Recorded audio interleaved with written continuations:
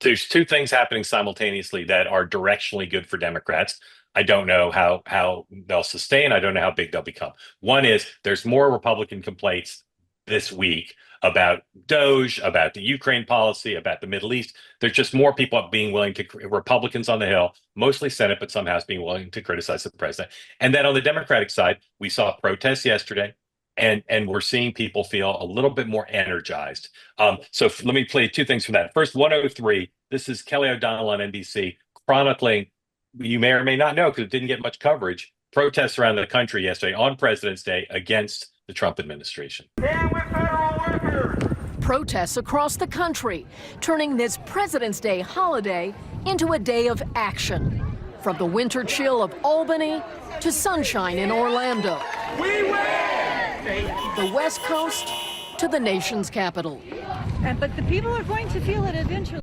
So this is hundreds, in some cases close to thousands, not tens of thousands or hundreds of thousands, but it's activity and action. This is James Carville on MSNBC last night. This is going to be 104, saying, let the grassroots flourish, and the Democratic politicians who've not proven themselves particularly good in this moment, let them stay out of the way. 104, please. We're seeing signs and protesters saying, James, this is not even what people voted for. Even if they are anti-Trump voters, they're calling out a lot of things that they say exceed the president's authority or are dangerous or are gutting of the federal government. What's happening here? What do you see? What I see is something organic coming up from around the country. I don't think that there was a lot of organization. If you remember in 2017, you had like 1 million women on the mall. This is happening all around the country. So the question is, how should Democratic politicians respond to this? And what I think they should do is what we call in rural America, play possum. Just let it go. Don't get in the way of it. Or as we like to say, don't just stand there, do nothing. All right, so let's bring in Jim Kennedy, longtime Democratic strategist, who, amongst other things, worked with Joe Lieberman. Welcome in. As I said, you worked with Joe Lieberman. Other Democrats worked in the Clinton White House. And you wrote in your Substack recently, a Substack I recommend to all, about what you think the Democrats should do in this moment. Can you explain your point of view, sir, and welcome in. Thank you for joining. Sure. Can you hear me okay? Yes, sir. Yeah, I agree in part with James Carville. I think Democrats really the leaders need to take a sabbatical and take several months to really analyze their message and figure out their messengers.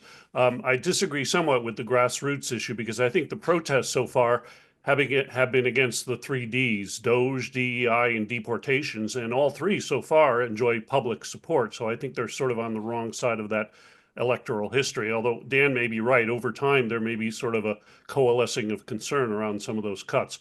But I looked at history. If you look back to 1988 to 1991, after the Democrats got beat for the third time in a row, they really sort of looked inward and made changes and came up with the DLC, and my old bosses, Bill Clinton and Joe Lieberman, were part of that.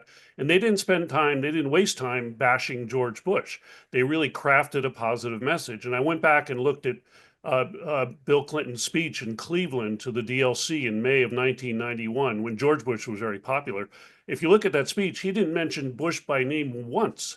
And then later in the year, in October, he announced his campaign for president. He only mentioned him twice, and once was to say, let's not engage in Bush bashing. It's not productive. Instead, he laid out a theme for his campaign, which he stuck to, and he laid out specific ideas, which were very positive in tone. And he also made clear that he was not your typical Democrat. He talked about welfare reform. He talked about police on the streets. He talked about abortion being rare. He talked about choice in education. So I think those kinds of messages need to be developed, and that takes time. I think they shouldn't waste time bashing Trump. I think that's kind of a useless thing.